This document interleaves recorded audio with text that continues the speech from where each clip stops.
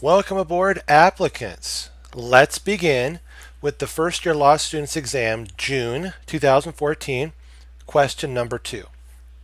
Remember, as with all questions, we begin with the call of the question, but first I want to make sure that everybody is here. So I will take a moment to see if everybody is here and check to see if everyone's here.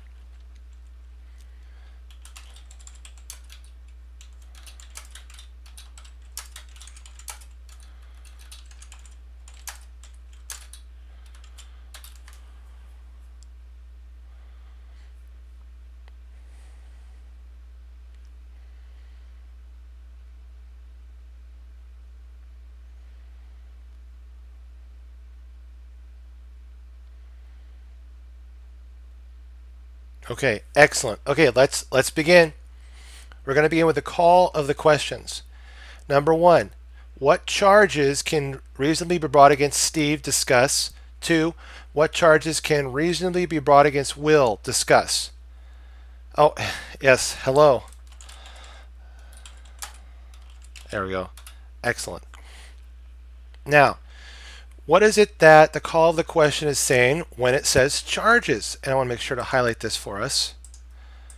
Down here, what area of law are they instantly giving us in terms of our focus? What area of law is our focus in this question? If you answered criminal law, you'd be absolutely right. So with that, we'll also now need to look at what parties are we looking at in call 1 and what parties are we looking at in call 2. In call number 1, we're looking at Steve, making sure to bring that out to our attention, calling that out to our attention, and to Will. Now remember, at this point too, we can begin to craft, to bring together our essay. Okay, so let's see. Call number 1. What charges? Or with this, let's do it this way. Steve's charges. Okay, question mark. Or I should say this, crimes of Steve are Steve's crimes. And then number 2, we're going to do Will's crimes, question mark. Underneath that, we're going to do now is, make sure that we're not, thank you for your patience on the editing here. Let's see, make sure to undo the, I don't know why it automatically edits sometimes. Let me bring this over here. There's that. And let's bring this over just right there. Thank you again for your patience. Oh, yes, exactly. We're going to do defenses. Let me start over again because the editing here, for some reason, there we go, right there. Perfect. Okay, number 1. Oh, see right there, it did it again. We need to undo that. There we go. Perfect. Steve's crimes, or crimes of Steve. How about that? That sounds better.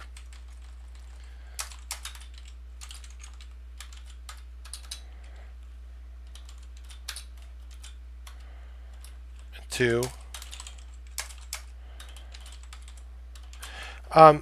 Yes, thank you very much for that wonderful advice.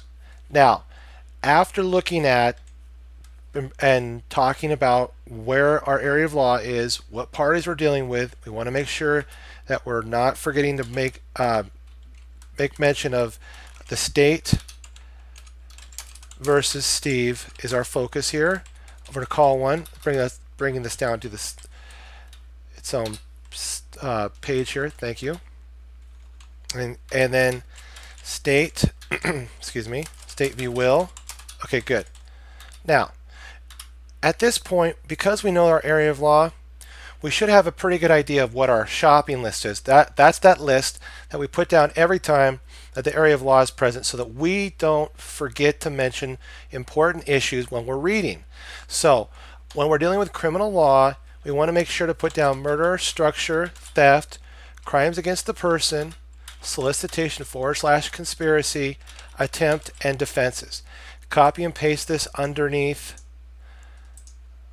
Will, and we should have a working game plan going into our reading, okay? Excellent. Very good. Now, see, we've even started writing our essay already. Okay. Coming back up now to our question. Let's read our question. Our first read, remember, is going to be a movie mode type read where we're going to get a big picture perspective, or a bird's eye perspective if you like.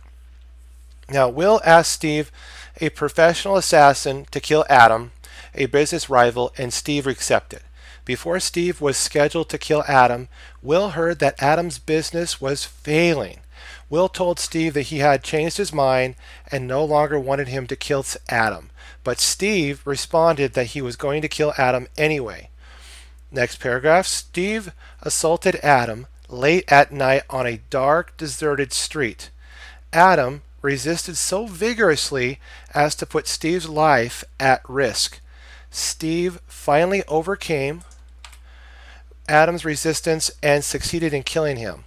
Okay, now that we've read this for a big picture perspective, let's go back now with our shopping list in mind: murder, structure, theft, crimes against the person, solicitation, attempt, and defenses, and let's issue spot this out. Now, remember too what our first call is looking at: Steve. Okay, now Will ask Steve, a professional, our two calls, first call going to Steve and second call going to Will. Okay, with that in mind, let's go back up now. Will ask Steve, what is this here? Will ask Steve, a professional assassin, to kill Adam, a business rival. Right here. What does this go to? And what would this crime go to, I should say?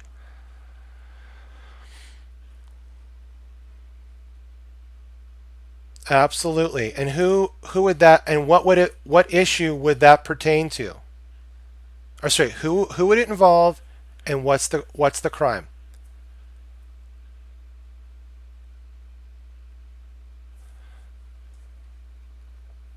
Excellent. And then, you know what?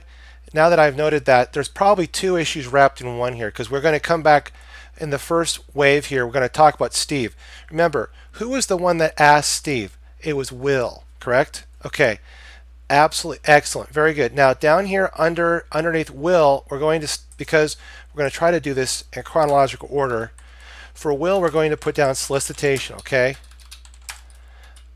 Merger and conspiracy. But we don't have anything yet concerning Steve yet, except for the fact that Will has contacted Steve, the professional assassin, to kill Adam, a business rival. Now, when Steve accepted, now we got something concerning Steve. Down here under Steve now, we don't have solicitation, but we do have the conspiracy, okay? Now, after that, we're going to talk about the next sentence. So before Steve was scheduled to kill Adam, Will heard that Adam's business was failing. What does that go to? Or I should say, what fact would that support? Concerning Will, primarily, okay?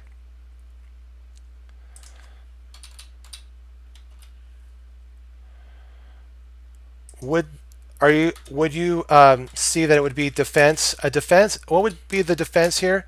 Possibly withdrawal, or absolutely up here, because look at here. It says, before Steve was scheduled to kill Adam, Will heard that Adam's business was failing. This is adding support, right? Withdrawal. And remember, withdrawal has both a common law and modern law aspect, which is what we're going to talk about. So making note of that, common law, modern law. Now, we're going to come back and grab this for Will, but for right now we're trying to focus in on Steve now. Will told Steve that he had changed his mind. Right there, there's support that definitely this set of facts up here, or this fact up here, was going to that withdrawal, possibly renunciation. Because remember Will telling Steve here, so we have withdrawal / renunciation concerning Will. Coming back up here now, Will told Steve that he had changed his mind and no longer wanted him, Steve, to kill Adam. So this goes with this aspect again. So these two go together. Mike, okay. Thank you for telling me that. Now, but Steve responded that he was going to kill Adam anyway. What is this going to in terms of Steve? Is this going to murder? Is this going to structure? Is this going to theft? Crimes against the person potentially? Solicitation, conspiracy, attempt, defense? What is that going to? What is that? This statement here by Steve. But Steve responded that he was going to kill Adam anyway.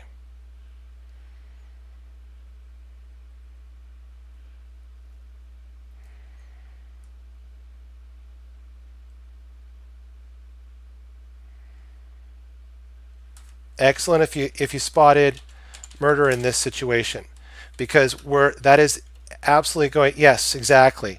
Don't forget too that when we're dealing with conspiracy, we may have accomplice liability.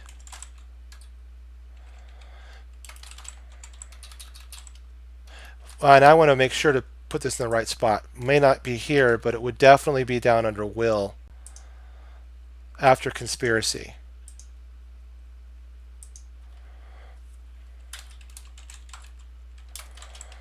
And I'll tell you why I saw this here in just a minute here. Accomplice liability. Make sure after you talk about conspiracy, we talk about Pinkerton's rule. Okay. Okay. Now up here, but Steve said, responded that he was going to kill Adam anyway. That would go to the murder aspect. Remember, make sure we put down our murder template. Murder, homicide, actual cause, which is going to be but-for test, proximate cause, foreseeability. Make sure to spell that. Okay, good. And then proximate cause, malice aforethought. Then we're going to go to degrees. First degree,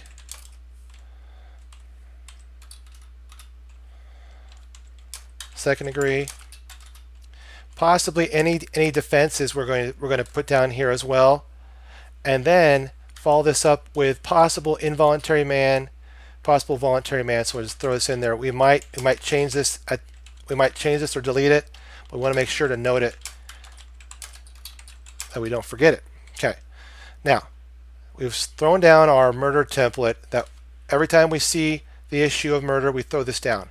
And we'll talk about this also in a later lesson, okay? Now coming back up, Steve assaulted Adam late at, okay, first of all, Steve assaulted Adam. What does that go to first? Just instantly pop in your mind. See right here, see up here, we technically have the mens rea, okay? But we haven't had the actus reus yet, because the mens rea with the actus reus, the concurrence of the two is what gives us the crime. So we have the intent up here by Steve to kill Adam anyway. Now Steve assaulted Adam late at night on a dark, deserted street, but we could just go first here to Steve assaulted Adam. What does that go to concerning Steve?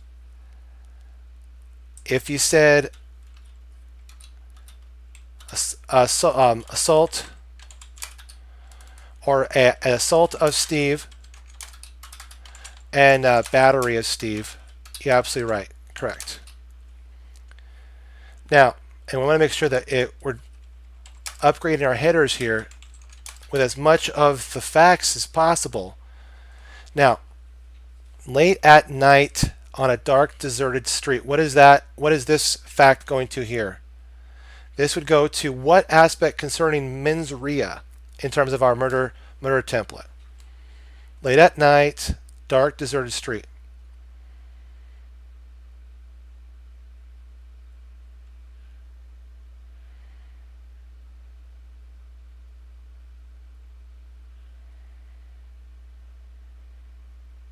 If you said intent to kill, absolutely correct. We'll throw this down here. Intent to kill murder. Now, we probably would have intent to cause serious bodily harm murder too.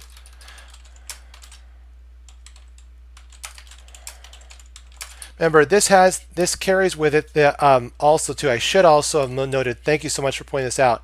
That this goes to a couple factors. Number one, how would Steve have known? Yeah, yes, exactly. Lay in wait, right on. And this is the aspect too. Assaulted Adam late at night on a dark, deserted street. In other words, there was definitely intent to kill Adam. Number two, what is it about this planned, you might say planned assault on Adam? How did Steve know where Adam was to be found? This is kind of reading in the facts a little bit. Remember, this is what we see here up here. Before Steve was scheduled to kill Adam, Will heard that Adam's business was failing. So Will knew a lot about where Adam might be, and that's where I would also put those facts down underneath Will, underneath accomplice liability. Those set of facts would go here as well, okay? Because Steve would know where Adam would be at this time of day, and the deserted aspect of the street, okay? Or that it was a deserted street. Thank you. Also, too, late at night, goes to the aspect too that you can't really. There's not a whole lot of people out. In other words, that also goes to intent, that there wouldn't be a lot of people out. That's why that Steve would have singled out Adam. Okay, that Adam was indeed the target of Steve's assault. That's going to become a murder of Adam here. Number two, that it was at the time of day that it was, that Adam wouldn't have been able to see Steve coming. Okay, so these things add to the intent to kill aspect, and intent to cause serious bodily harms, which would possibly, it would take it down to a second degree. But let's continue here with our question. Adam resisted so vigorously as to put Steve's life at risk. Now here's the thing that's really interesting. What is it that Steve's going to say at this point? This is one of Steve's main defenses. Adam resisted so vigorously as to put Steve's life at risk. Steve's life at risk? What is that telling you in terms of a defense here for the crime of murder? Right here, we're going to throw down right between here. There was defenses. Absolutely, self-defense. Remember, self-defense. We could say, let's see, defense, self-defense. Excellent. Imperfect self-defense down here would definitely be a reason for bringing in involuntary man. Excellent job. See that? That'd be a way of trying to mitigate the murder down to involuntary manslaughter.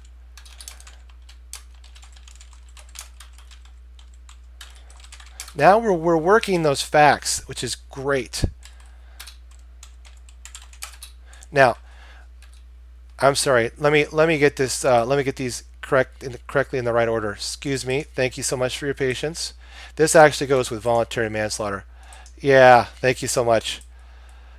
Sometimes that happens, and if this happens in your exam experience, just take your time. It's not the end of the world. To just a few seconds to get everything perfectly organized, and you'll definitely reap the benefits when you're going through and writing your paper. And sometimes it just happens. You just move the topic issues around. Okay. Now, excellent. Thank you so much. Then involuntary manslaughter, we want to make sure to bring in criminal gross negligence. Okay. Now, can we back up to the question now again? Adam resisted so vigorously as to put Steve's life at risk. Okay. Now Steve finally overcame Adam's resistance and succeeded in killing him. What does that go to in terms of our murder template concerning Steve? Would that go to homicide? First of all, this would probably also feed the aspect concerning assault of Steve and battery of Steve. You know what? I would probably just, well, yeah. Okay. So what aspect of the murder of Steve would this go to? Do they merge? Exactly. See, the assault of Steve would merge in the battery of Steve. That's why I think you're exactly right. I think we would just bring in here battery of Steve, okay? Or would actually wait a minute here. You know what? I'm glad you pointed that out. This would the assault of Steve would merge into the battery of Steve. These are issues that if we have enough time to cover them, I would definitely cover them, but they're going to get more, or I should say, less intense analysis than maybe the murder of Steve would be. Does battery? Yes, and the battery would merge into the murder of Steve. Exactly correct. So the aspect too is, would you even include these? You know, I would put in at least the battery of Steve here. I'm sorry, I said Steve. Excuse me. The battery of I have the parties messed around. Sorry about that. The battery of Adam. There we go. There we go. Excellent. All right. You guys are the best. Okay. All right. Exactly. Conspiracy to kill Adam. Okay. Now, that the sentence that we just went through here, Steve finally overcame Adam's resistance and succeeded in killing him, would go to two spots right up here. It would go to homicide, that Adam is now is dead, and then also to the aspect about it, the defense of imperfect self-defense. Remember, the aspect about the initial aggressor doesn't get to enjoy the self-defense justification. So that, yeah, where is solicitation? Up here underneath will. Or sorry, down here under will. Excuse me. Right here. There we go. So now that we've gone through all of our facts, see up here, we've made sure that we've highlighted all these facts. We've dealt with them. We're going to come back now, and why are we taking more time than we would necessarily on the exam days? Because we're learning a process, and sometimes learning a process takes its time, and that's what we're going to be doing, is taking our time and learning a process. Because this first time through, we're basically creating our skeletal outline. After this now, we're going to start filling those skeletal outlines in with the elements that are found in our rule statement. Okay, what are we going to be filling them up with? Analysis. Well, where is that analysis going to be found? Again, those facts, those important facts from our question. So let's start doing that now. Okay, now down here under State v. Steve, this is the crimes of Steve discussion. We got conspiracy to kill Adam. What would be a definition for conspiracy?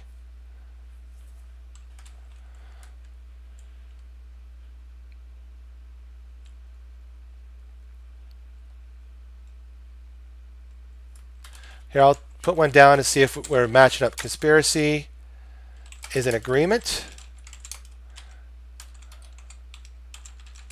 between two or more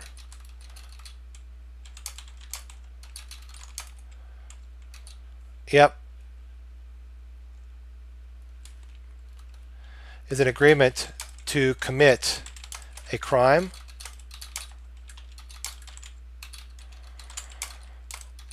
Okay, excellent. Now we don't have the other aspect about this is or a lawful activity in a criminal manner. Okay, but right here we have conspiracy is an agreement to commit a crime. Now remember under the certain jurisdictions there is something called overt acts and furtherance. But right now we're just going to talk about our elements here. The first element that we're going to be talking about would be agreement. Okay, after agreement we're going to be talking about overt acts and furtherance, and then, or I should say, excuse me on this one, agreement and then target crime, overt acts and furtherance. Okay, now this is also too where we would talk about Pinkerton's rule here, co-conspiratorial liability.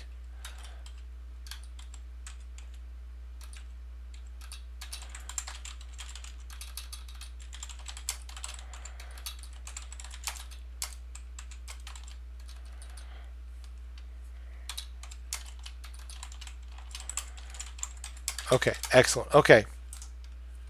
where do you put that in? Yes, exactly. That see this is the aspect too, that see had Will done any particular criminal act, outside of the committing the solicitation, that would have been attributable to Steve through the co-conspiratorial liability Pinkerton's rule via the conspiracy. Okay, but we don't have that here, so I'm just going to come down and actually copy this and put this underneath Steve. Okay, it's down here underneath Steve and right here, or right there. Oh, let me highlight this and bring it in there. Okay, now let's make sure. Okay, we've all gone through our shop list here, so we can remove that. Make sure to remove that. And now we're going to come back up and fill this out. Now, let's talk here. Was there a conspiracy to kill Adam? Was there an agreement? So here, what fact do we indicate here? Now, Will asked Steve, a professional assassin, to kill Adam, this rival, and Steve accepted. Are we going to put? Yes, we are definitely going to pull out elements in our rule right here. Agreement. Right here, we're doing that right now, and we're going to underline those as well. Make sure to point those out to our reader. Underline. Facts, exactly. Here, what fact? What fact helps us to establish agreement? Steve, what was it? Accepted Will's asking him to kill Adam. Here, the facts state that Will asked Steve, a professional assassin. Make sure I got. Yep. Assassin to. There it is. To kill Adam. And Steve agreed.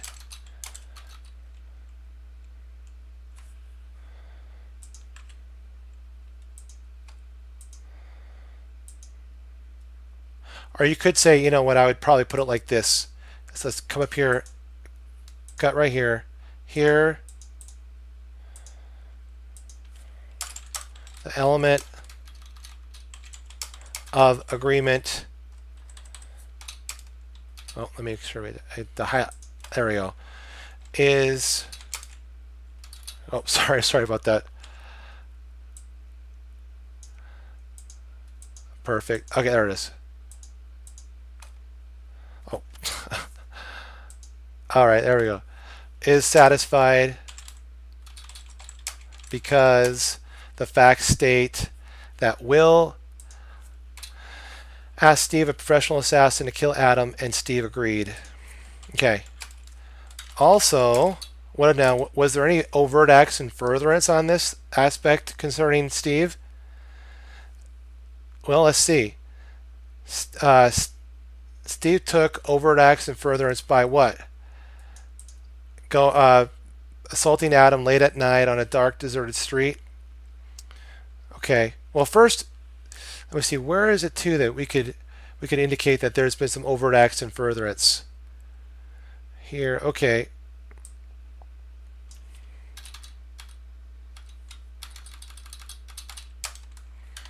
Also, Steve took overt acts in furtherance of this conspiracy because what was it that he did?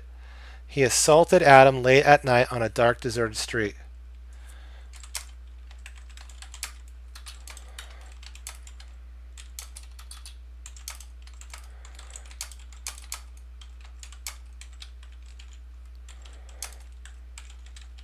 Okay.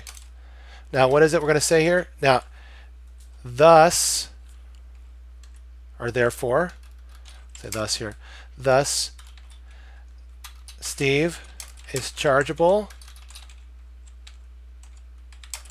with the crime of conspiracy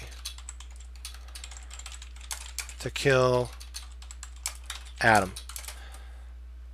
Oh, no, okay, yeah, it was scheduled. Okay, yeah, that's a great idea too. Okay, scheduled, absolutely.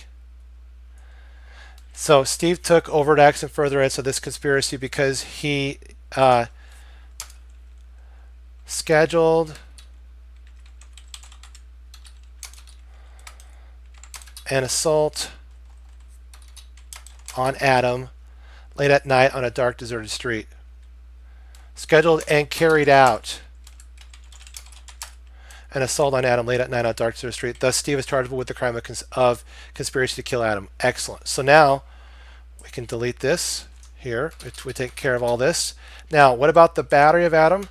Remember here, this is the quick aspect concerning battery is the unjustified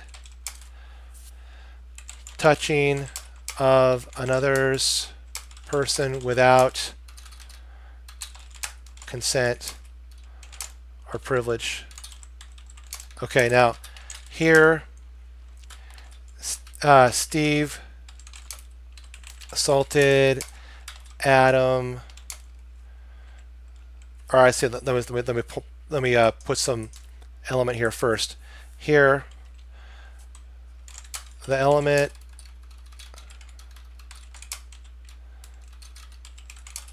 of touching is satisfied because Steve assaulted Adam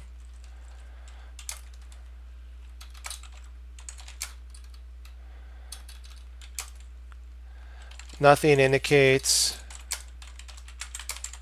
that Adam consented to this touching. And this is where we're going to throw in the aspect about the merging aspect. Thus, battery is chargeable in the event that Steve is not that's the state is unsuccessful in charging Steve. Let's see. With the crime of murder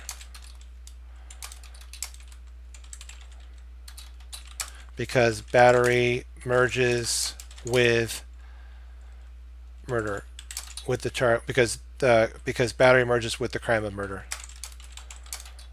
Okay. Okay, now we've taken care of these aspects. Now I want to propose something too. At this point, you might think about doing your headers this way, or you might think about doing your headers like in a bold and underlined fashion like that, or you could even get in the habit of doing the capitalizing, or this battery of Adam. That also is another way of doing it. We'll experiment with each of these as we go through our essays in the next couple lessons. Okay, excellent. Okay, now coming down here, murder of Adam. Okay, now homicide. Murder involves the elements of, or requires the elements of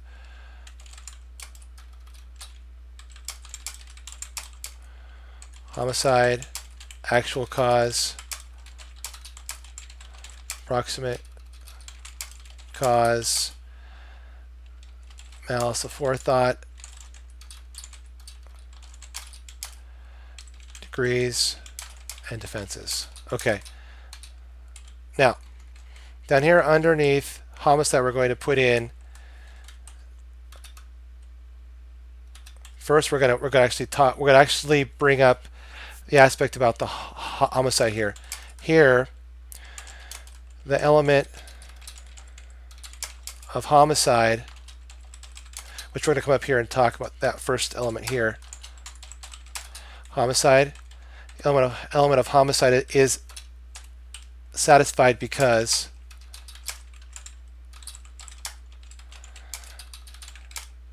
why is the element of homicide satisfied? Because these facts up here, let's keep going up here, right here, that Steve finally overcame Adam's resistance and succeeded in killing him. Right here, I'll unhighlight this as we use it. I'll change the color on it. Okay, we've used that fact now. Will asked Steve, a professional assassin, to kill Adam, a business rival. Steve accepted. That fact was used in Steve's the conspiracy, and then we talked about the scheduling to kill Adam was the overt act and furtherance. The late at night, dark, deserted street. That aspect would go more to the overt act and furtherance. Okay. We even also brought into the aspect about Steve assault. Now back to the succeeding in killing Adam. That would go to the homicide. So let's make sure we put that into our essay here. Here, the element of homicide is satisfied because Steve succeeded in killing Adam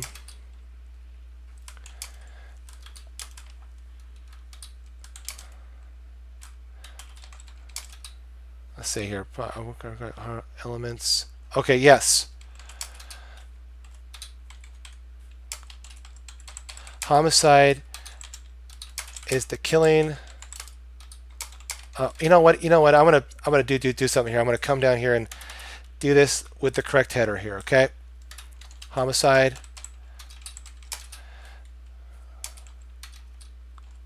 of Adam. Okay. Now, homicide is the killing of a human being by a human being.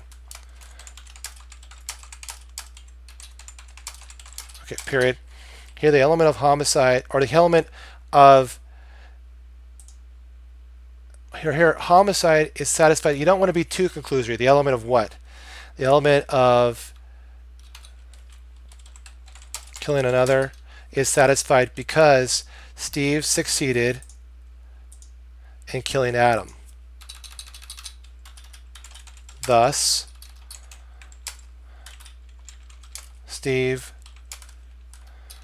thus homicide is established.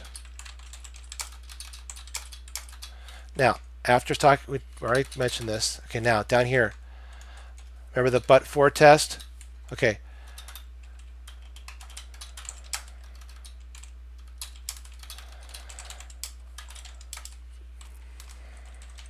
Actual cause is factual cause and is established by the but-for test.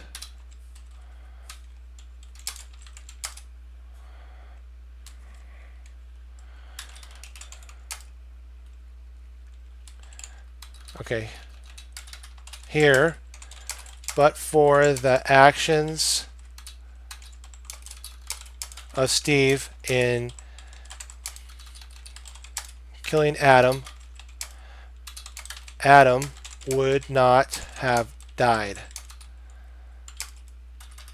Thus, Steve is the actual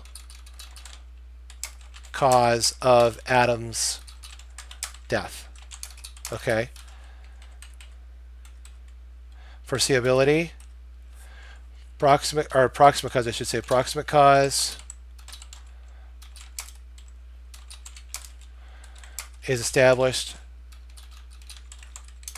by the foreseeability.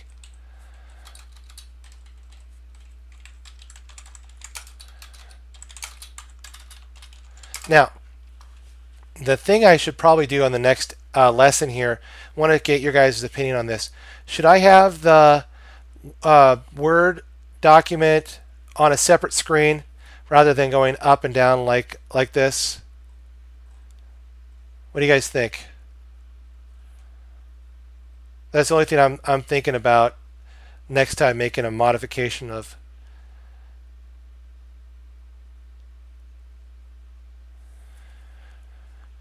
What do you think?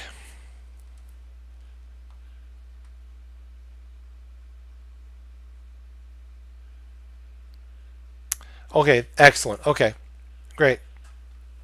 Okay, now we have foreseeability. Is it foreseeable that if a person, okay, excellent, if a person is assaulted late at night, deserted street, so in a vigorous fashion, that they might, that party, the Steve might overcome Adam's resistance and succeed in killing him? Yeah. So let's come down here and point this out. That now here, but for the okay, here it is foreseeable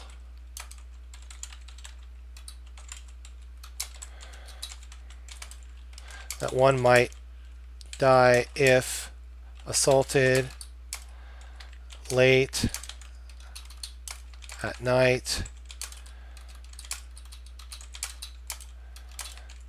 and vigorously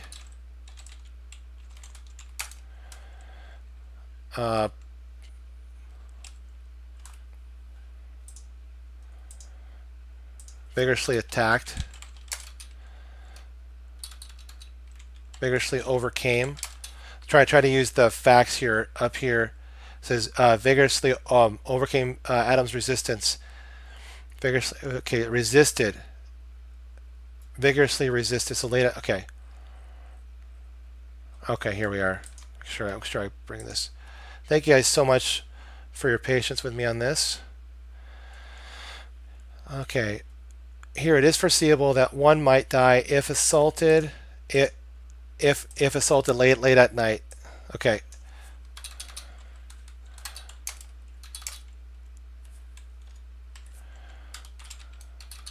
The element of foreseeability is satisfied because it is foreseeable that one might die if one is assaulted late at night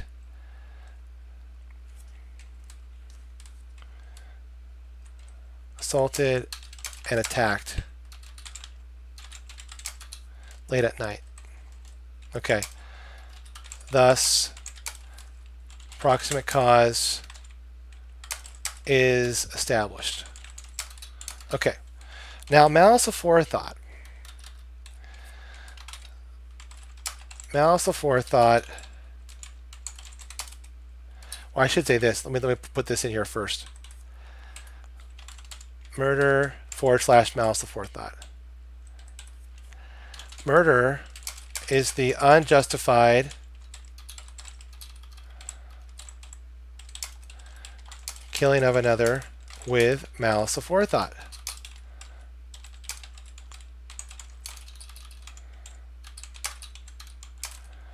Malice aforethought may be established by intent to kill, murder, felony murder, intent to cause serious bodily harm murder, and depraved heart murder. Excellent. Okay. Now, underneath intent to kill murder, we have intent to cause serious bodily harm and depraved heart. And this actually, you can start to see that this is starting to become quite a racehorse here. Here, Steve's, what is it? Steve's, right here. But Steve's responded that he was going to kill Adam anyway. So Steve's response to, here we go, right down here. Here, Steve's response to Will that Steve was going to kill Adam anyway indicates that Steve had an intent to kill Adam Also, the fact that Steve assaulted Adam late at night with the intent late at night on a deserted street.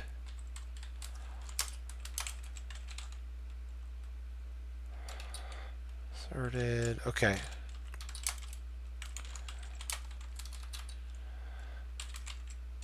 Establishes intent to kill malice because, or should I say this? Oh yeah. Okay. Well, that's here. Let me just copy and paste this. Bring this over here. Here, the element of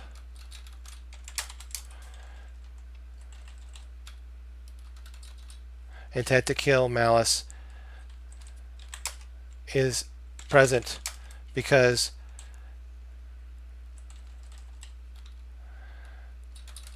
Steve assaulted Adam late at night on a deserted street, which indicates that Steve intended to kill Adam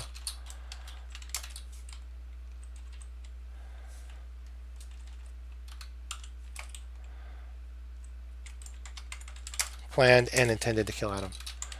Now remember, we need to also mention our rule statement up here as well. Okay, because that's what we're going to be addressing our analysis to. Intent to kill is established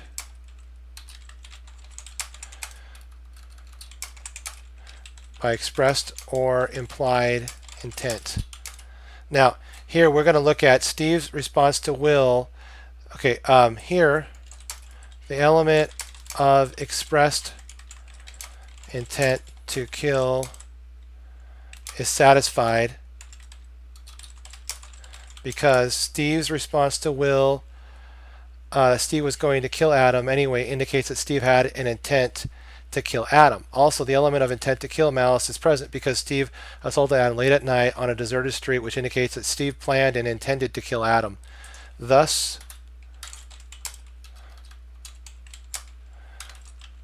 Steve may be charged with intent to kill Adam. Okay. Now, under intent to cause serious bodily harm murder,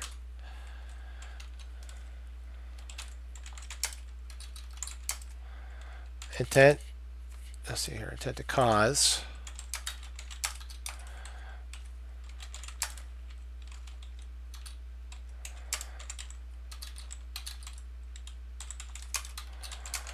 harm murder is present when one intends to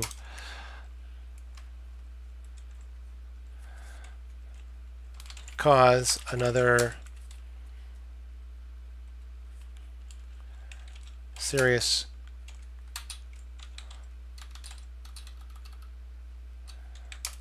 harm. Okay, now here the element of serious harm is satisfied because Steve assaulted Adam with the intent to cause the death of Adam. Thus, Steve may be charged with the intent to cause serious bodily harm murder to Adam. Now, depraved heart murder is the reckless indifference to the value of human life, the life of the victim.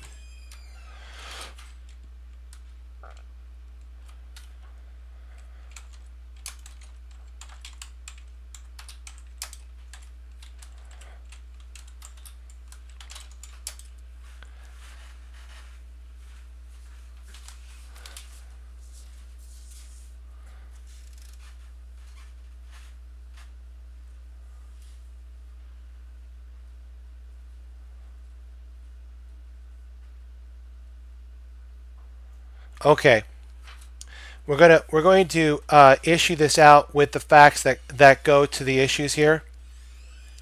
I appreciate your guys' patience with me. So the depraved heart here, where there's a reckless indifference to the value of, up here, let's go up here real quick, take a look at the facts.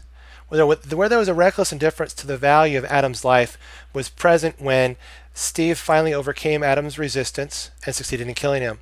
Not only that, we can also bolster that with the fact that Steve assaulted Adam late at night on the deserted street, which indicates what concerning Steve? That Steve was methodically planning to kill Adam. So all of this indicates that Steve either recklessly disregarded or indeed disregarded the life, the value of Adam's life, and thus could be charged with depraved heart murder. After establishing the depraved heart murder, we're going to be looking to see whether or not that first degree murder can be bumped up to an intent to cause. I'm sorry, whether or not that intent to cause serious bodily harm murder can be bumped up to a first degree murder charge. We would need to look into whether or not there was premeditation and deliberation. We know we could establish premeditation because what did Steve tell Adam that that Steve was going to kill Adam anyway? Boom, there's your premeditation aspect, that planning out the killing of Adam. But was there deliberation? Well, you could look to see here, there's an argument that, well, Steve assaulted Adam late at night. This aspect is that there was enough deliberation, cool mind, capable of reflection, that Steve was in fact, in a cool mind, was going to carry out the homicide of Adam. However, there might be a small counter argument here, and this is when Adam resisted Steve's attack, or Steve's assault here. And that could be indication that maybe there was, it might not have been as cool mind as contemplated, however, or cool mind as required for a first degree charge. But I think the state would win here because, however, Steve planned this whole thing out. Not only did he have the intent that he told Will, but he had planned out the whole murder of Adam. And just because Adam resisted does not mean that there was not the deliberation that had already taken place. So we have premeditation, deliberation. I see there being a first degree intent to cause murder charge, or intent to murder Adam. So first degree intent to kill murder, and then moving into the second degree, we would probably slide in our intent to cause serious bodily harm there, and our depraved murder charge there, and say that indeed, that the fact that Steve recklessly disregarded the value of Adam's life by what? Assaulting Steve late at night, deserted street, vigorously overcoming Adam's resistance, and then ultimately succeeding in killing Adam, recklessly disregarded the value of Adam's life, and evidence is that Steve did indeed have an intent to cause Adam great bodily harm. Okay, so we could either have a first degree charge under intent to murder charge. So we have a first degree intent to murder, or a second degree intent to cause serious bodily harm murder, or second degree depraved heart murder. Both of those last two would be tucked underneath the second degree. Now we're going to talk about Steve's aspect concerning self-defense. Steve's going to say that he had. Now remember, Steve would say that his life was presently in danger by Adam's resistance. However, remember, there has to be a reasonable belief, not just a subjectively held belief. So it has to be objectively held. Would a reasonable person in Steve's position have believed that his life was about to be taken by Adam. No, and then on top of that, even if that were the case, even if Steve could miraculously prove that was indeed the case, which is highly unlikely, the fact that Steve was the initial aggressor, how do we know he was the initial aggressor? He was the one that assaulted Adam late at night, on a dark, deserted street. First, initial aggressors don't get to enjoy the self-defense justification, so that would fail. Now we go down to voluntary manslaughter. We're going to look at imperfect self-defense as a follow-up, as a backup.